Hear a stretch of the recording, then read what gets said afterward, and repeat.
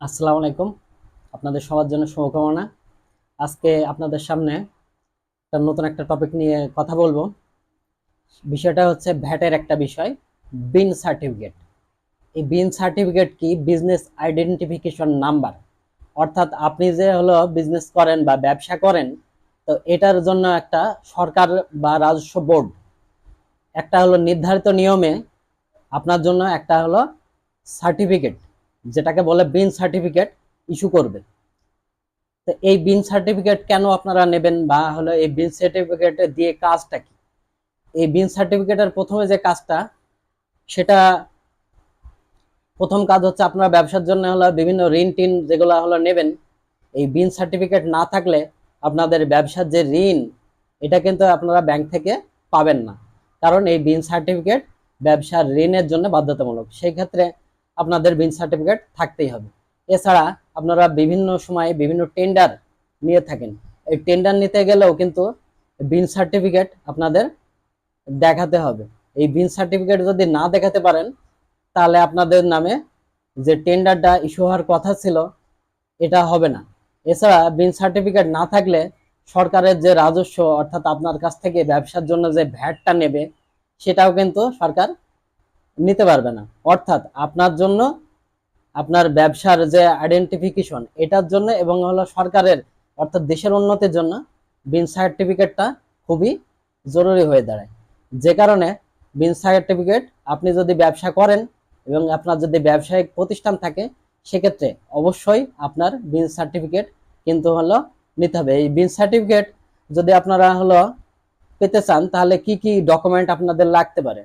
প্রথমত যদি লাগবে আপনার একটা ট্রেড লাইসেন্স। অর্থাৎ আপনি যে ব্যবসা শুরু করছেন, নিশ্চয়ই ওই ব্যবসার ট্রেড লাইসেন্স ট্রেড লাইসেন্স দরকার, যে আপনি একটা ব্যবসায় নিবন্ধিত। এই ব্যবসার যে ট্রেড লাইসেন্স, এটা বিন সার্টিফিকেট আপনারা যখন তৈরি করতে যাবেন বা বিন সার্টিফিকেট নিতে যাবেন, এটা অবশ্যই লাগবে। এছাড়া আপনার আইডি কার্ড, অর্থাৎ আপনি যে বাংলাদেশের নাগরিক, এটার আপনাকে প্রমাণপত্র অবশ্যই দিতে হবে। এছাড়া অন্যান্য ডকুমেন্টের মধ্যে যেটা লাগবে অবশ্যই, সেটা হচ্ছে আপনি যেখানে ব্যবসা করেন, সেই ব্যবসায়ের যে জমি, সেটা ভাড়ার নাকি আপনার নিজের। যদি ভাড়ার হয়ে থাকে, তাহলে 300 টাকার একটা স্টাম্প স্টাম্প পেপারে আপনাকে এই ভাড়ার যে চুক্তিপত্র, এটার একটা কপি আপনার বিন সার্টিফিকেট যখন আপনি পেতে যাবেন বা পেতে চান, ওই সময়তে আপনার লাগবে। আপনি যদি ভাড়া না হয়ে থাকেন, তাহলে আপনার নিজের জমির দলিল অথবা জমির যে পচরা, যাই বলেন না কেন, খতিয়ান, এগুলা কিন্তু আপনার অবশ্যই দেখাতে হবে, বা অনলাইনে বিন সার্টিফিকেট নেওয়ার সময় সাবমিট করতে হবে। বিন সার্টিফিকেট আপনারা অনলাইনেই, এখন ভ্যাটের বিষয়টা আপনারা অনলাইনে সার্চ দিলে, ভ্যাট অনলাইন লিখে সার্চ দিলে দেখবেন যে এটার একটা ওয়েবসাইট চলে আসছে। সেখান থেকে আপনারা নিজেরাই বিন সার্টিফিকেট তৈরি করে নিতে পারবেন।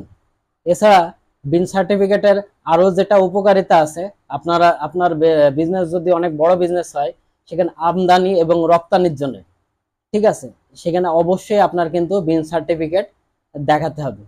আশা করছি আপনারা বিন সার্টিফিকেট সম্পর্কে একটা ধারণা পেয়েছেন, যে বিন সার্টিফিকেট কি এবং এটা কেন প্রয়োজন। এছাড়া বিন সার্টিফিকেটের জন্য আপনার অবশ্যই আরো যে ডকুমেন্টগুলো লাগবে, সেটা আপনার ইমেল, ফোন নাম্বার, এগুলা অবশ্যই মেনশন করে দেবেন।